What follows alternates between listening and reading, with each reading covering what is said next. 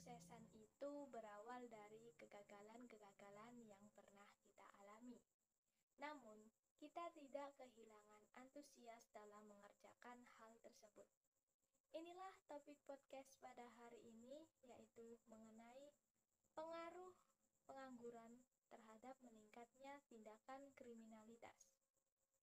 Nah, topik yang kita ambil ini sesuai dengan tema yang telah disediakan, yaitu mengenai problematika kehidupan berbangsa dan bernegara. Halo, saya Fitria Zuriatun Novariha dari Prodi Pendidikan IPS Angkatan 2022 kelas A.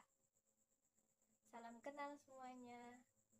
Nah, pada kesempatan podcast kali ini saya tidak sendirian loh, karena akan ditemani oleh narasumber. Penasaran bukan siapa narasumbernya? Assalamualaikum warahmatullahi wabarakatuh. Waalaikumsalam warahmatullahi wabarakatuh. Nah, ini dia narasumber yang akan menemani kita pada pertemuan kali ini. Pastinya kalian semua belum pada kenal kan? Saya jadi ingat kata pepatah. Ada pepatah yang mengatakan bahwa tak kenal maka tak sayang. Nah, mungkin sebelum kita mulai ke sesi pertanyaan, mungkin kakaknya bisa memperkenalkan diri terlebih dahulu dan menceritakan sedikit pengalamannya tentang dunia kerja.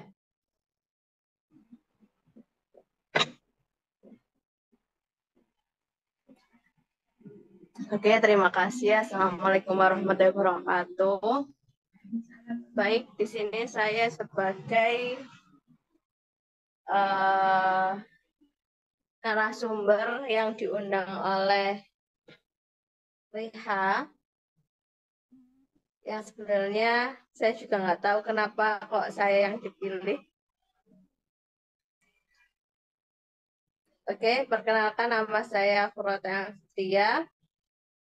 Bisa dipanggil Pipit. Atau kalau di lembaga saya mengajar biasanya dipanggil Ayun. Dan saya bekerja di lembaga pendidikan sudah cukup lama, namun untuk resminya mulai tahun 2021 untuk yang bekerja di lembaga sekolah secara resmi di tahun 2021. Kalau magang sudah banyak pengalaman yang saya dapatkan selama di perkuliahan. Sudah pernah magang di SMK, MAN, dan juga di MAN MAN 1 MAN Kota Batu selama beberapa bulan. Oke. Baik, Kak. Mungkin itu saja perkenalan dari saya. Baik, Kak. Terima kasih. Nah, sebelumnya di Indonesia ini kan negara berkembang ya. Nah, pasti terjadi banyak problematika berbangsa dan bernegara tentunya. Salah satunya yaitu pengangguran sehingga meningkatkan tindakan kriminalitas. Baik Kak, nggak usah berlama-lama lagi, mungkin kita langsung ke sesi pertanyaannya aja. Nah, menurut dari perspektif kakaknya, bagaimana sih tentang dunia kerja itu di luar sana?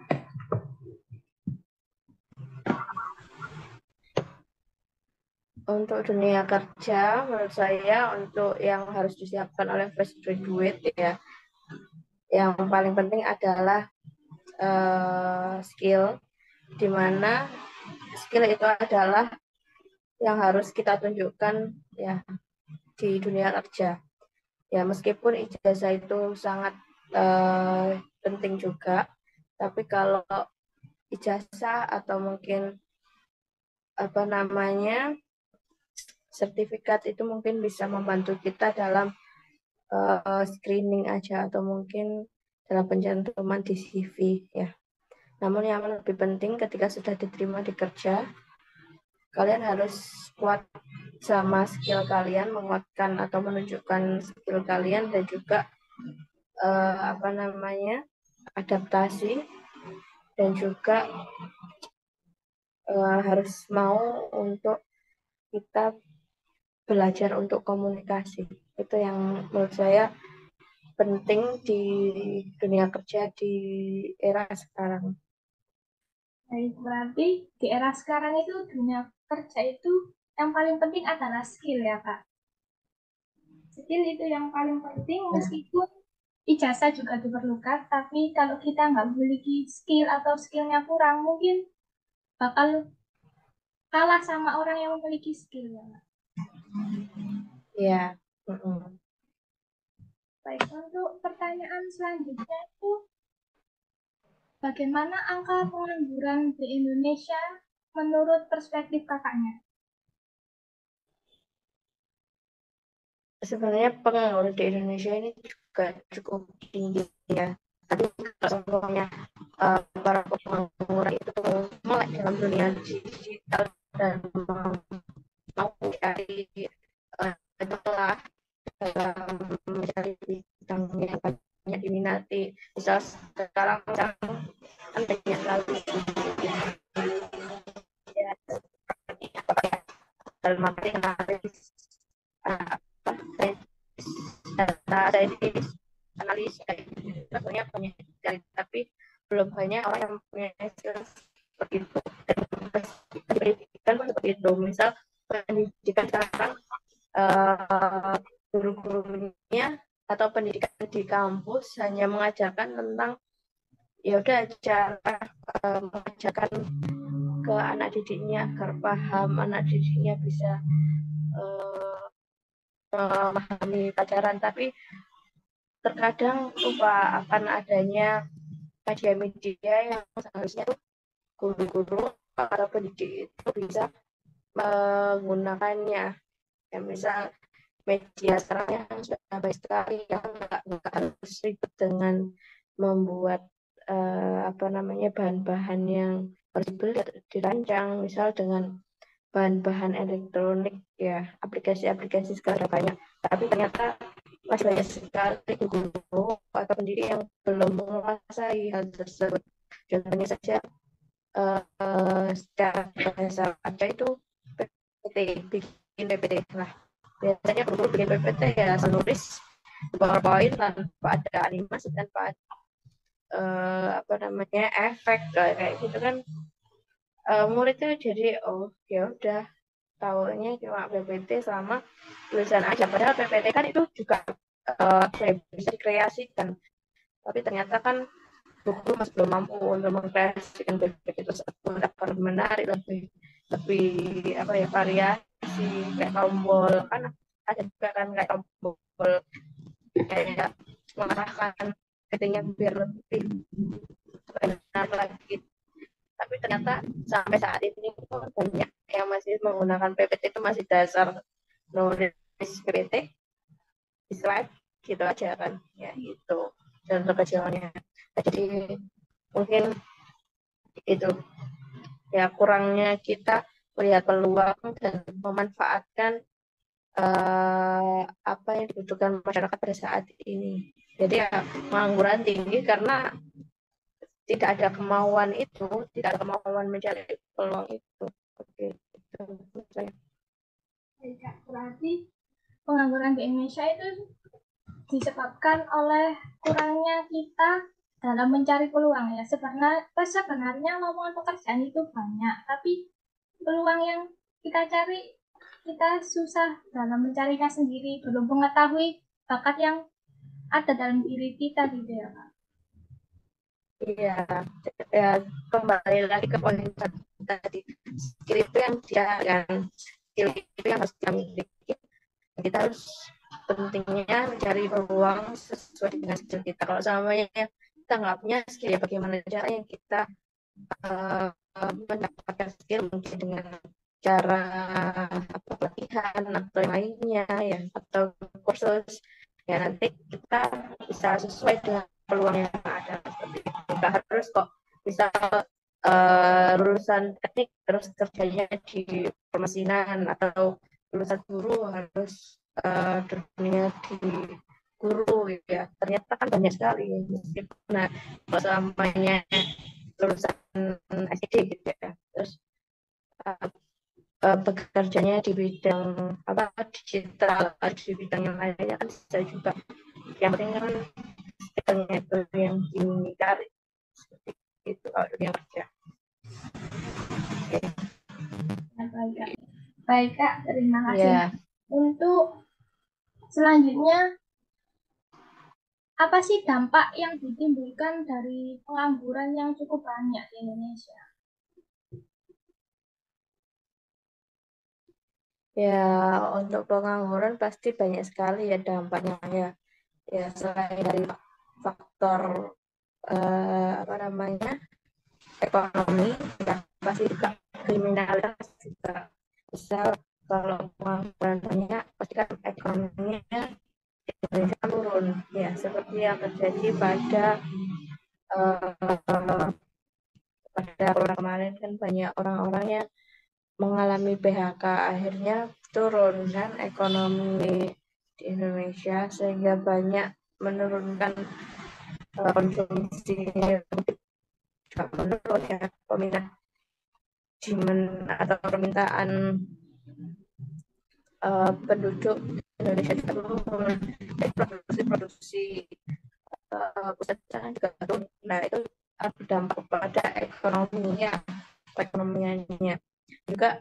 Kalau selamanya perekonomiannya turun, berdampak kepada kriminalitas sosialnya, sosial kriminalitas, sehingga masyarakatnya ya, karena banyak yang ekonominya sulit ya, maka banyak sekali masyarakat juga menghalalkan segala cara untuk mendapatkan suatu hal. Misal contohnya aja kriminal yang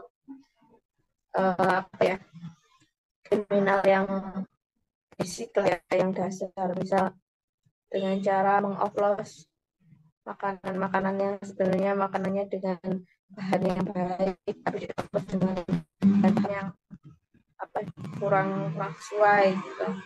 Terus kriminal yang agak berat, misalnya ada pencurian, ada perampokan, dan itu juga merupakan dampak dari ekonominya yang semakin sulit seperti itu. Oke, dari saya. Oke, baik Kak. Jadi intinya dampak dari pengangguran itu salah satunya yaitu meningkatkan tindakan kriminalitas dan menyebabkan ekonomi di Indonesia menjadi turun.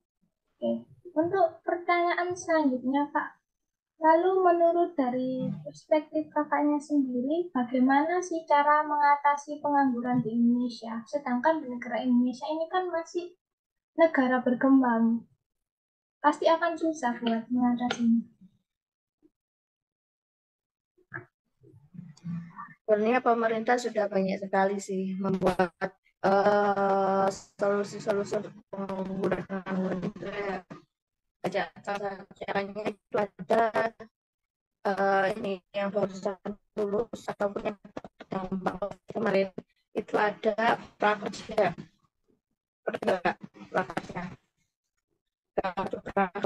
di mana di situ kita sudah difasilitasi sama pemerintah Indonesia untuk mengikuti kursus-kursus yang sudah dibiayai sama pemerintah, di mana khususnya itu kita bisa ya, memang seleksinya memang benar-benar anaknya lulus ataupun orangnya yang perusahaan atau PHK gitu sama perusahaan, terus juga kartu prakerja tersebut ya, berarti itu kita kasih uang, tapi uangnya itu bukan dicairkan untuk membeli bahan pokok, yang untuk kita mau belajar tentang paling dasar aja digital marketing gitu ya. Nah, itu kan ada ilmunya. Nah, itu nanti kita difasilitasi bagaimana cara digital marketing itu ada biayanya. Misal di saldo yang kita dapatkan di kerja itu 1 juta, terus uang kursusnya itu 600 ribu. Itu yang kita difasilitasi oleh pemerintah sudah lulus dengan kursus itu, kita ke jenjang lagi, nanti dikasih subsidi lagi bisa ya. Ini itu tidak ada dalam pemerintah. Dan juga banyak sekali sebenarnya perusahaan-perusahaan yang masih merekrut orang-orang asing ya, bukan orang Indonesia ya. Karena apa? Ya karena sebenarnya nggak didapatkan oleh perusahaan tersebut di SDM-nya Indonesia, SDM-nya masih belum mampu untuk menggarap di perusahaan tersebut. Itu yang membuat pekerjaan kadang terpenuhi dengan orang-orang yang marah meng-hire atau mencari orang yang di luar, padahal di lingkungan sekitarnya itu banyak sekali kekurangan. Ya, kenapa? Karena banyak sekali yang dibutuhkan oleh perusahaan tersebut. Katanya ada skill. Gitu. Jadi pemerintah sudah memfasilitasi, cuma kitanya aja yang bagaimana caranya agar mau update skill dan pengetahuan kita tentang pekerjaan itu. Oke, itu menurut saya. Jadi intinya pemerintah itu sudah menyiapkan beberapa program supaya lulusan-lulusan fresh graduate itu bisa mendapatkan pekerjaan sehingga banyak yang tidak menganggur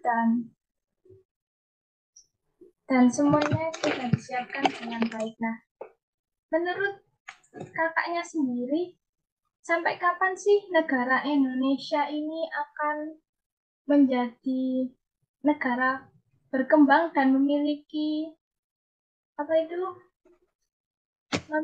angka pengangguran yang sangat tinggi? Menurut kakaknya itu sampai kapan masalah ini dapat terselesaikan dengan baik?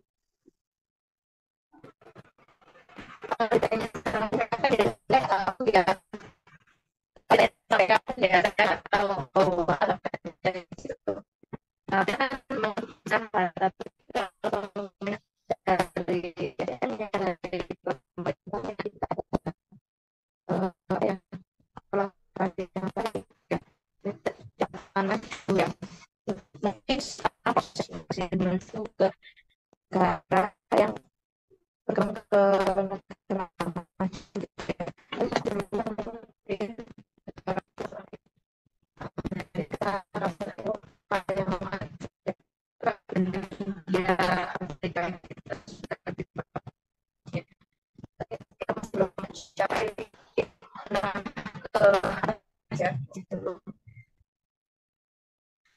ya. Kita saya ada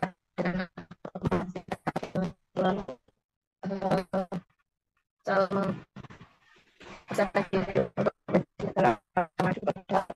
masyarakatnya masih banyak yang membutuhkan atau yang belum punya hanya jadi harus kita sadarilah bahwa kondisi Indonesia seperti ini selama ini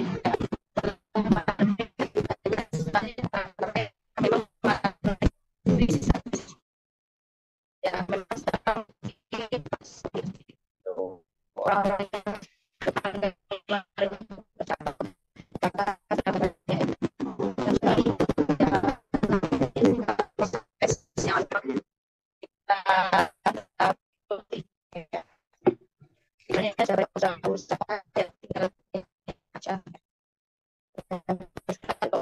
Indonesia menuju ke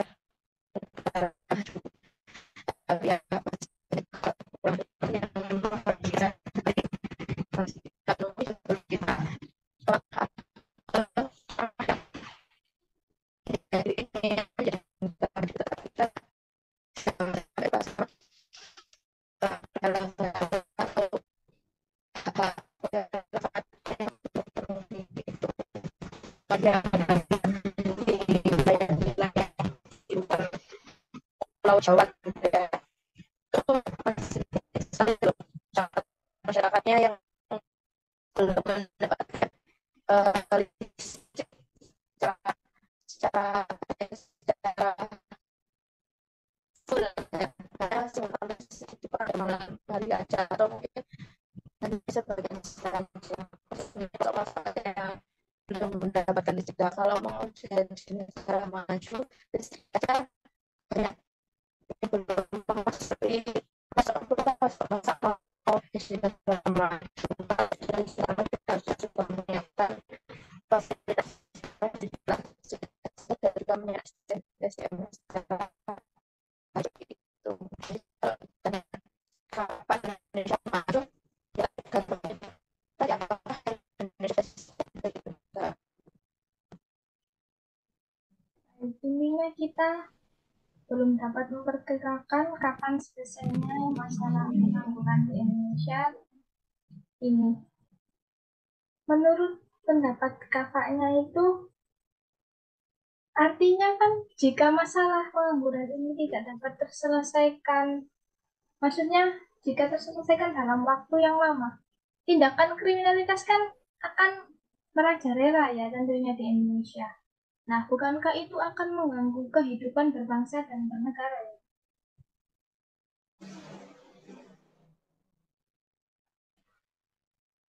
Oke, kalau kriminalitas tinggi berarti juga perekonomiannya lawan katanya ya.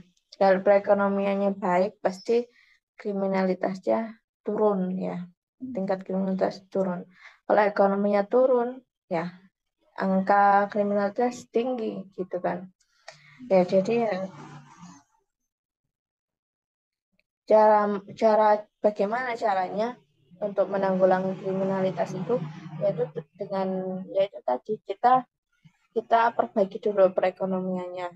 Ya, percuma kalau kita misal kayak diperketat hukumannya, diatur undang-undangnya ya. Tapi kalau semuanya perekonomiannya nggak dibangun, ya nggak diperbaiki, ya tidak tidak ada usaha pemerintah dan juga masyarakatnya untuk memperbaiki ekonomi.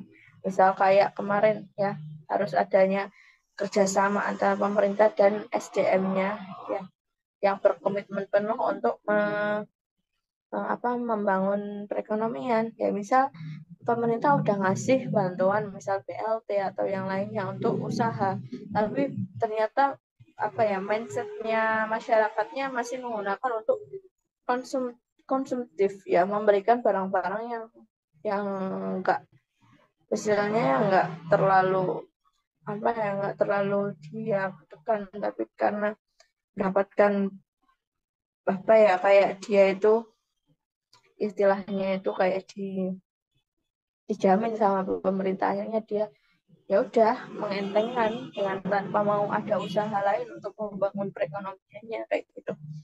Nah itu kan salah siapa? Padahal pemerintahnya udah ngasih bantuan, udah memperbaiki ingin memperbaiki perekonomian masyarakat, tapi masyarakat masih belum bisa ditata kayak gitu. Nah, caranya bagaimana ya, dengan adanya komitmen penuh dan kolaborasinya baik antara pemerintah dan masyarakatnya. Bagaimana caranya biar perekonomian ini stabil? Kalau sudah stabil pasti kan insya Allah ya tingkat kriminalitasnya juga akan turun seperti itu. Kalau semuanya dari perundang-undangannya yang di apa namanya diketati ya, atau ada UU yang mengatur tentang kejahatan itu kan memang sudah ada dan memang juga efektif ya untuk memberi hukuman dan efek jerah gitu. Tapi lebih bagusnya lagi ya dilihat dari sisi perbaikan atau stabilitas perekonomian sih yang menurut saya lebih berpengaruh dari situ. Oke, itu sih menurut saya. Oke, baik Kak. Berarti sebenarnya ini tuh kurangnya kesadaran masyarakat ya sebenarnya ini. Ya, bisa juga dari masyarakatnya yang mindsetnya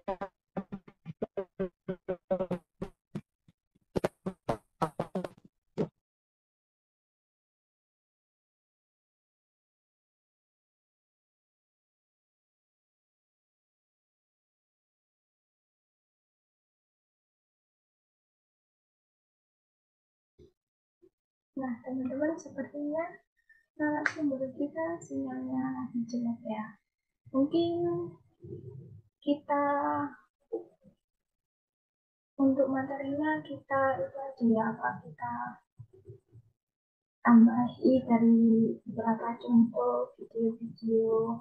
Nanti saya taruh di link juga. Oke, sebelumnya terima kasih.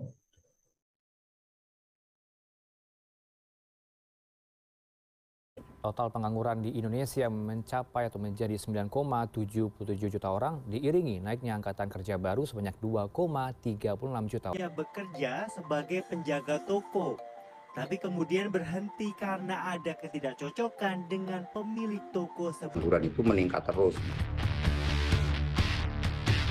Mau tidak mau ini memang imbas dari besarnya cadangan tenaga kerja di Indonesia ya. Ketika ada banyak cadangan tenaga kerja, maka pemberi kerja akan merasa pilihan dia jauh lebih luas.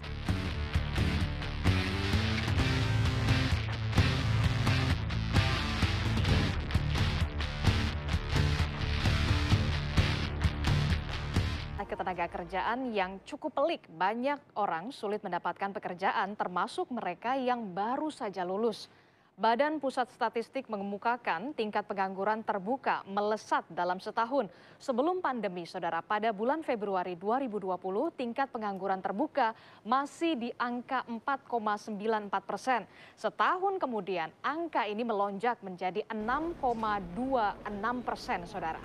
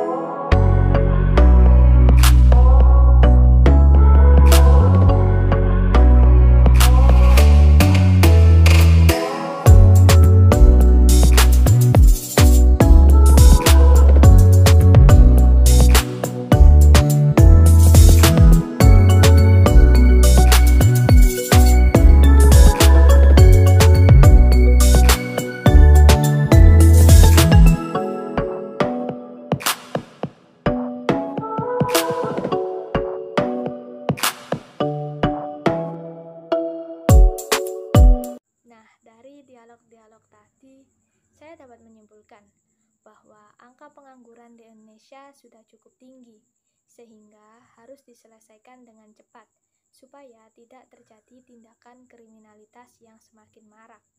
Bukan hanya tindakan kriminalitas, bisa juga akan menimbulkan masalah-masalah lainnya. Tentunya, saya juga berharap masalah ini agar cepat terselesaikan dengan baik. Jalan-jalan ke Pulau Jawa, pulangnya jangan lupa beli good time. Terima kasih atas perhatiannya and see you next time.